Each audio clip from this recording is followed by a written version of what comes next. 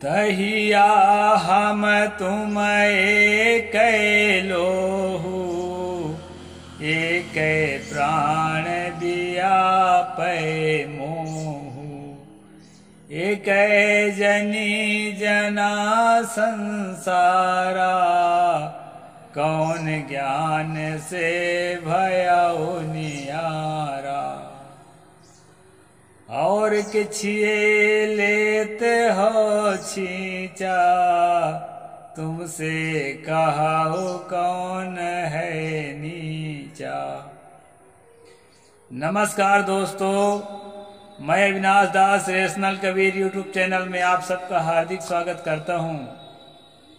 साथियों, यदि चैनल को सब्सक्राइब नहीं किए हैं तो सब्सक्राइब जरूर करें और शेयर करके सभी ग्रुपों में और अपने सभी साथियों के पास जरूर पहुंचाएं, ताकि हमारे जो एससी के लोग, एसटी के लोग, ओबीसी के लोग, माइनॉरिटी के लोग जो बहुत ज्यादा प्रभावित हो गए हैं और कहते हैं कि भाई मनुस्मृति का राज आना ही चाहिए और हिंदू राष्ट्र का स्थापना राम राज होना ही चाहिए, तो उन लोगों तक भी पहुंचाएं दोस्तों शेयर करके, ताकि उनको लगे, समझें तो खैर कि ये चीज है क्या, ये मनुस्मृति क्या है, राम राज क्या है, हिंदू राष्ट्र क्या है, इसको ठीक से समझें। इसके लिए मैं स्ट्रीम चलाता हूं। साथियों, मैंने कबीर साहब की बानी पहले बोला, क्योंकि भाई हम तो पूरे गर्व के साथ और पूरे प्रसन्नता के साथ सदगुरु कबीर साहब को हम अपना आइडियल मानते हैं।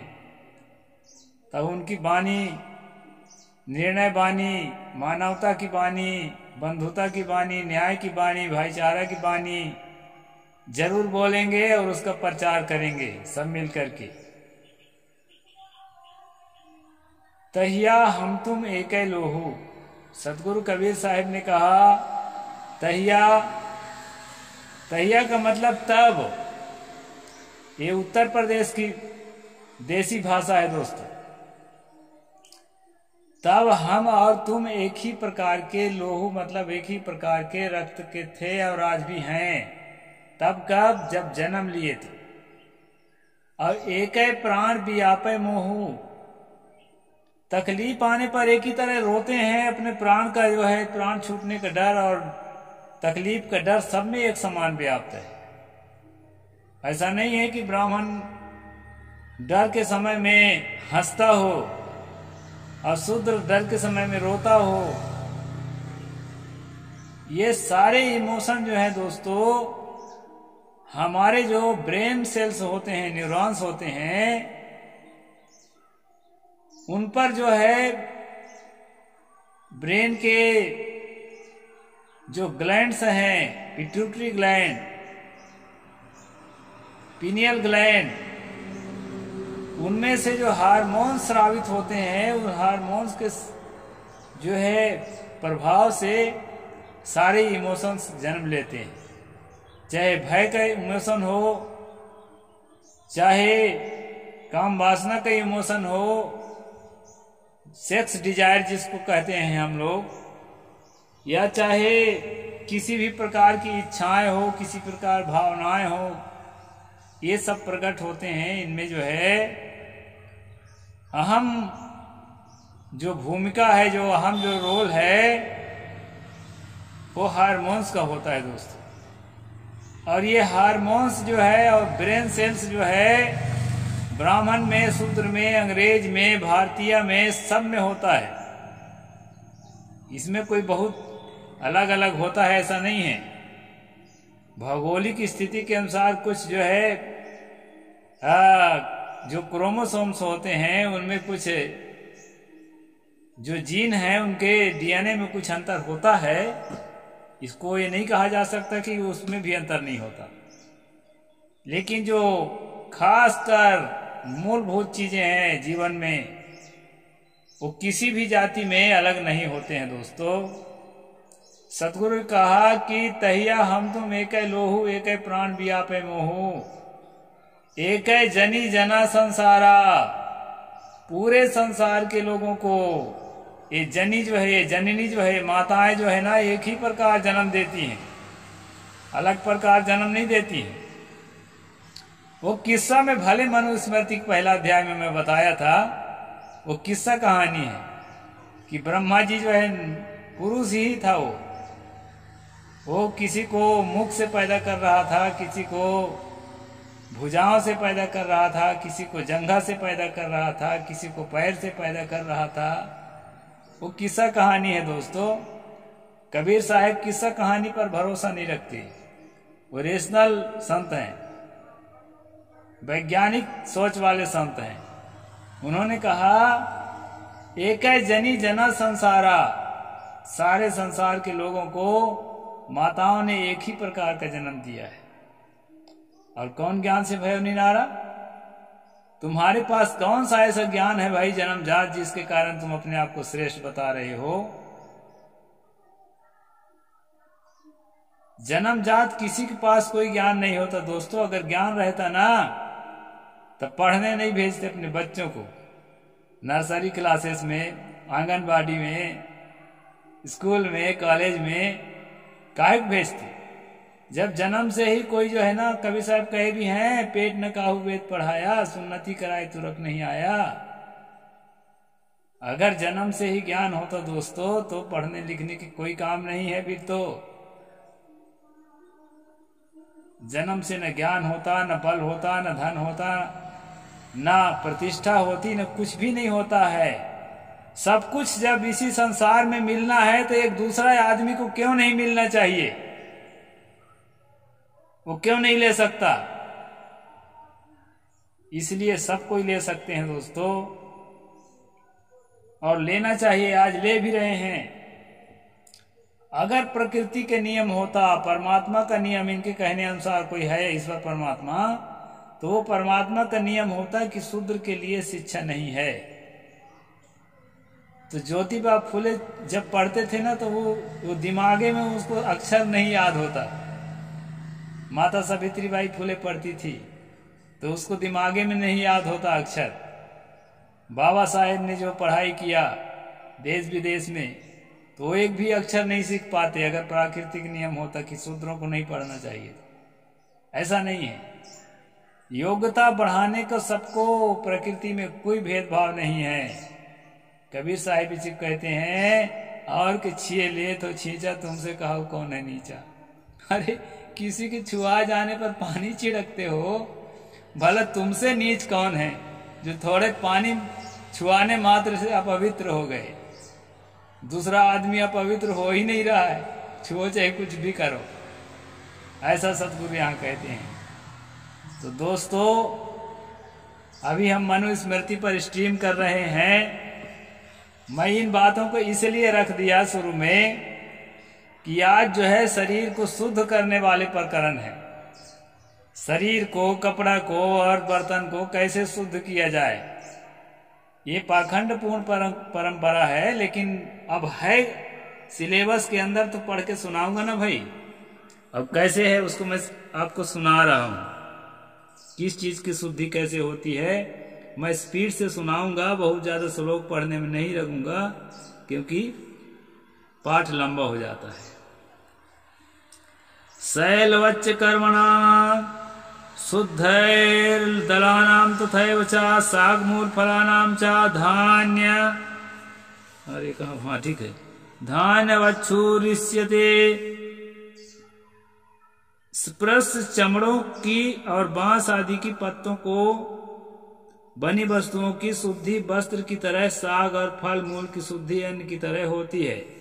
रेशमी और ऊनी कपड़ों की शुद्धि खारी मिट्टी से, नेपाली कंबलों के रीठा से, सन के बने वस्त्रों की शुद्धि बेल और अलसी के बने वस्त्रों की शुद्धि पीली सरसों से के चूर्ण से होती है।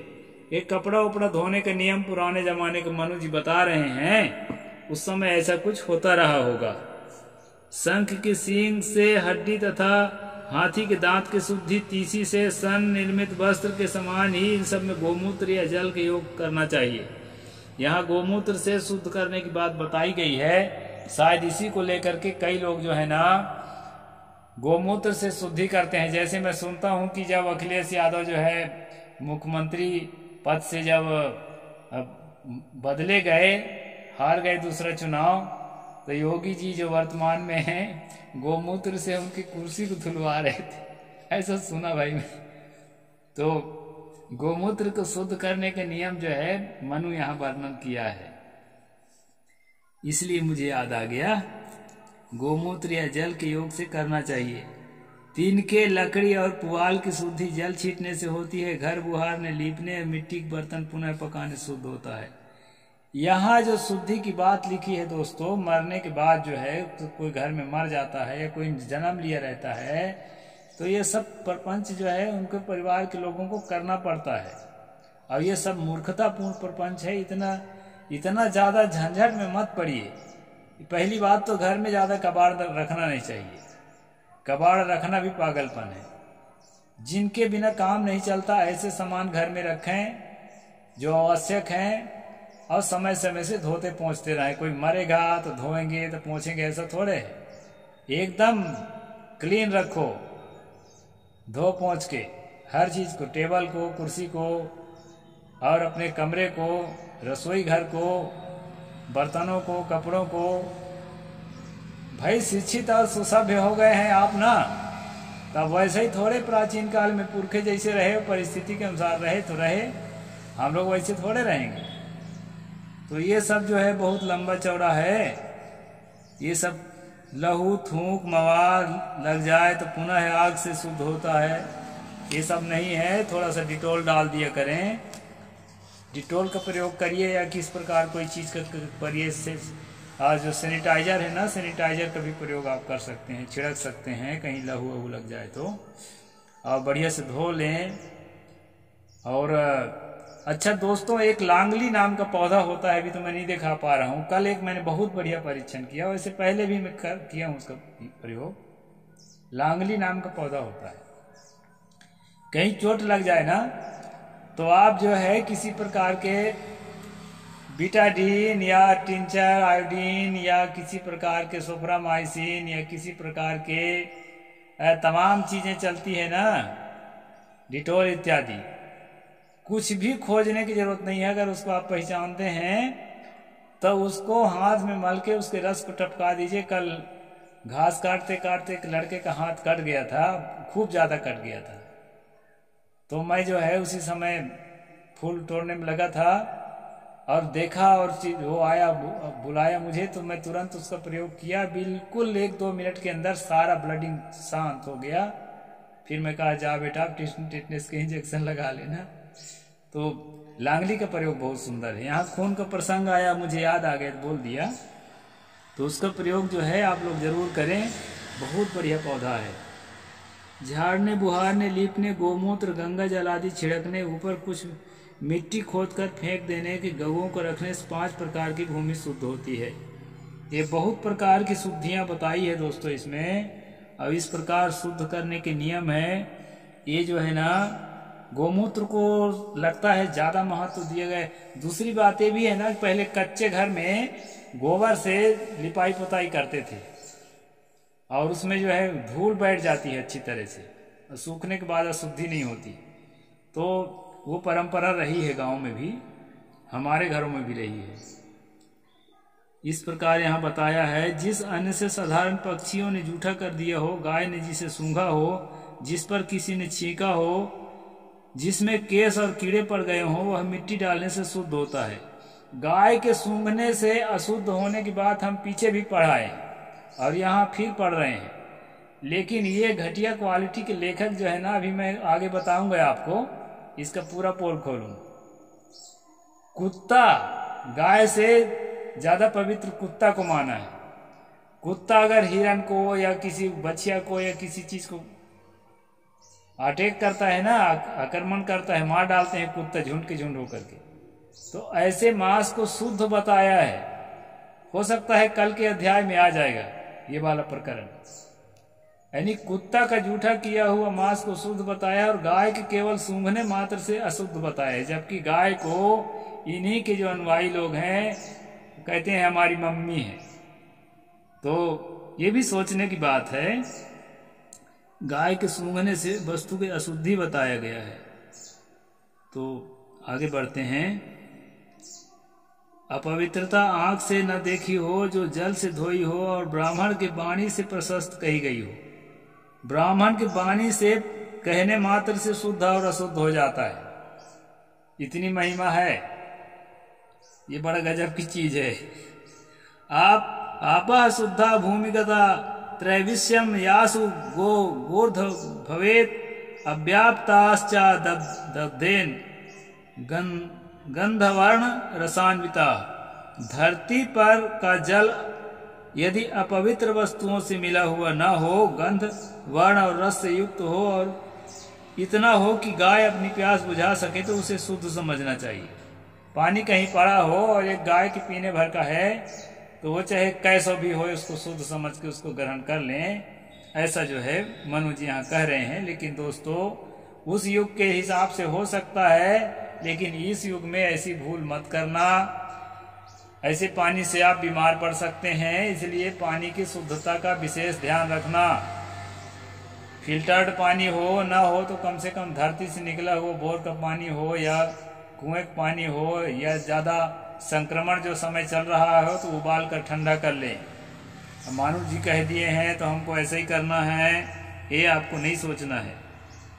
नित्यम शुद्धा कारुहस्ता पन्ये यच प्रसारितम ब्रह्मचारी गतम भैष्यम निश्चयम मेदमिति स्थिता। मालिक हाथ बाजार में पसार कर रखे हुए पदार्थ और ब्रह्मचारियों को प्राप्त भिक्षा ये सदा शुद्ध है। अब भूखे मर रहे हैं तो शुद्ध नहीं मानेंगे तो तुम मर ही जाएंगे। तो ये सब चीज है यहाँ पर। अब एक बात यहाँ पर मैं आपको बता देता हूँ विशेष। नित्यमास्यम शुचि स्त्रीणाम सकुनि फलपातने प्रसवे च शुचिर्वत्स स्वामृगे ग्रहणे शुचि। ये आ ही गया जिसके हम इंतजार कर रहे थे। स्त्रियों का मुख सदा शुद्ध होता है। पक्षियों द्वारा चोंच मारकर गिराया हुआ फल, दूध दूहने से बछड़े का मुंह और हिरण पकड़ने में कुत्ते का मुंह शुद्ध होता है। ये बात है दोस्तों। इसी पागलपन को मैं आपको बताने वाला था, तो ये आ ही गया तो बता ही देता। ये 5वां अध्याय का श्लोक नंबर 130 है, इसको ध्यान में रखना। महत्वपूर्ण चीजों को ध्यान में रखा करिए। ये ब्राह्मण जब देश स्वतंत्र नहीं हुआ था, संविधान लागू नहीं हुआ था ना, तो जो अपने को सवर्ण कहने वाले जो थोड़ा संपन्न लोग हैं, सामंतवादी, ये इतने सेक्सी होते थे, इतने सेक्सी होते थे। और सही बात है, काम वासना में जब आदमी का मन जो है ना व्याकुल हो जाता है, उसी के धुन में तुरंत तन मन धन सब उसके अपने आप को अर्पित कर देता है उस धुन के साथ, तो उसको शुद्ध अशुद्ध कुछ नहीं सूझता है। तो ऐसे जो है कामांध, ऐसे मतवाले ये लोग होते थे कि यहाँ पर लिखा है कि स्त्री का मुख सदा शुद्ध होता है। अभी हम पिछले पढ़ आए हैं कि ब्राह्मण अगर मर गया है ना, मैं कल बताया था, कल वाला स्ट्रीम जो न देखे हो देखना जरूर। अगर ब्राह्मण मर गया है तो उस लाश को भी शूद्र को छूने का हक नहीं था। यानी लाश को अगर शूद्र छू देता है, मरे हुए लाश को, तो भी डेड बॉडी को छूने मात्र से जो है उसके स्वर्ग का टिकट जो है कैंसिल हो जाएगा ब्राह्मण का। इतना अशुद्ध। और उसी अशुद्ध शूद्र के घर के बहू और बेटी, इनकी नजर अगर लग जाए ना, तो कहते हैं स्त्रियों का मुख से हमेशा शुद्ध होता है, हर हाल में खूब चूमो चाटो। तो ये जो है ना, ये किताब जो है ज्ञान की बात तो कम करती है, ये किताब जो है ना मूर्खता की बात ज्यादा करती है। इससे सोचते हैं कि ब्राह्मणों की प्रतिष्ठा बढ़ रही है। अरे ब्राह्मणों को नरक की ओर ले जा रहे हो, उसका मन कितना गंदा होगा, वो कितना हैवानियत करेगा, समाज को ही नहीं अपने जीवन को भी कितना बिगाड़ लेगा। इसका ख्याल रखना चाहिए। ये जारपना जो है ना, भाड़पना, ये अपने जीवन के लिए भी घातक है, केवल समाज के लिए घातक है ऐसी बात नहीं है, अपने आप के लिए भी बहुत घातक है। इसलिए जो है ऐसी बातों को जस्टिफाई कभी नहीं करना दोस्तों। मनु ने किया तो किया, लेकिन इस युग में कोई मत करना, चाहे आप ब्राह्मण हो और चाहे आप जो है अब्राह्मण हो, इससे मेरा मतलब नहीं। इंसान होना तो ऐसी बातों को कभी नहीं शुद्ध करना। पक्षियों का चोंच मारा हुआ फल जो है शुद्ध होता है, कहा है शुद्ध कुछ नहीं होता है। जगह जगह पक्षी चोंच मारता रहता है। फल भी खाना तो देख समझ के खाना, ठोकर लगा हुआ फल मत खाना। मैं किसी को नहीं गलत सलाह दूंगा। और कुत्ता के द्वारा काटा हुआ जो मांस है उसको भी मत खाना, इसमें खाने को लिख दिया है। अब मनु खाते रहे तो लिख दिए हैं, अब आपको मैं नहीं कहता कि आप खाना। कैसो भी मांस अपने मारकर भी मत खाना, अहिंसा का पालन करो, शुद्ध कबीर पंथी बनो, शाकाहार से जियो, कोई कमी नहीं है। क्या मैं आपको रोगी लगता हूं? मैं शाकाहार से रह रहा हूं तो ऐसा कुछ नहीं है, स्वस्थ रह सकते हैं। शुद्ध शाकाहार रहिए, अहिंसा का प्रतिष्ठा जीवन में करिए। यहाँ पर लिखा है कुत्ता को मारा हुआ जो हिरन है उसको खाया जा सकता है, लेकिन नहीं खाया जा सकता दोस्तों, मत खाना। तो यहीं तक मैं जो है आज की बात पूरा करता हूँ। साहिब बंदगी, जय जोहार।